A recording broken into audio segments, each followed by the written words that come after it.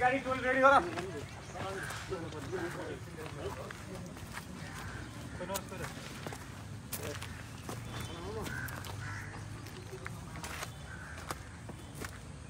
आवाज मिठो छ नि ए तिन लाइको चाबी के छ हाल्नु खै सब राखै डब्बामा नि अर्को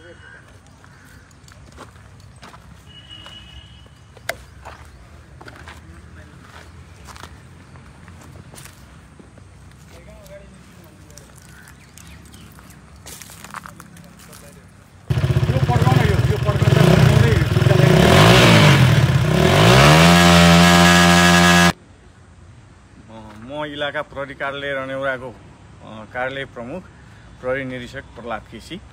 जस्तै पछिल्लो समय चाहिँ समाजमा चाहिँ अलिकति ध्वनि प्रदूषण भयो, अलिकति डिस्टर्ब भयो भनेर आम जनताले चाहिँ भनिरहेको अवस्था पनि छ यो मुर्गिया क्षेत्रका केही आसपास क्षेत्रमा।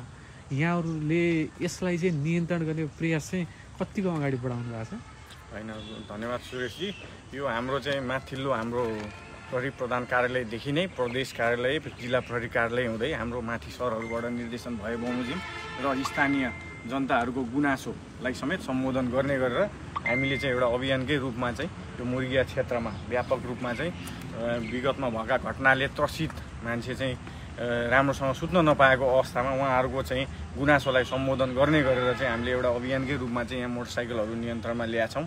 विगत 2 हप्ताको हाम्रो चाहिँ यो अभियानमा चाहिँ हामीले 10-15 वटा चाहिँ करिब चाहिँ बाइकहरू चाहिँ हामीले चाहिँ नियन्त्रणमा लिएर तिनीहरूलाई चाहिँ हाम्रो ट्राफिक नियम बमोजिम चाहिँ जरिवाना हुने गरेर हामीले चाहिँ कारबाही प्रक्रिया अगाडि बढाएको। जस्तै यिनीहरूले एउटा ध्वनि प्रदूषण त गरे, अर्को यिनीहरूको त्यो स्वरूप चाहिँ परिवर्तन गर्छ नि, के गरेको देखिन्छ? स्वरूप परिवर्तन गर्ने यो साइलेन्सरहरूमा चाहिँ रुवाहरू थप्ने, त्यसमा अरू चाहिँ त्यो पड्काउने किसिमको चाहिँ साइलेन्सरको त्यो निकालिदिएर अरू चाहिँ जडान गर्ने त्यस्तो किसिमको देखिन्छ।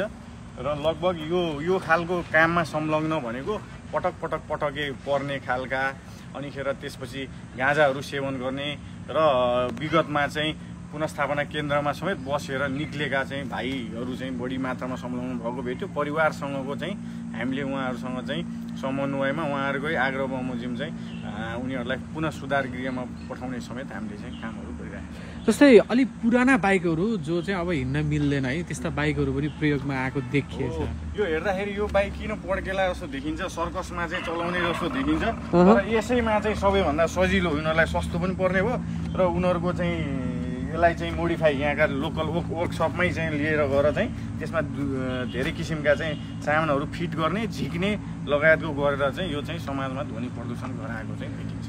जस्तै अब यो जुन मोडिफाई गराएको छ यिनीहरूले कष्ट तिरेकै छन्, ती वर्कसपहरूलाई कस्तो सन्देश दिनुहुन्छ? होइन, वर्कसपहरूलाई पनि हामीले यहाँ बोलाएर उहाँहरूलाई चाहिँ हामीलाई त्यस्तो खालको बनाउन दबाब दिन्छन् केटाहरूले आएर भन्ने खालको कुरा गर्नुभएको छ।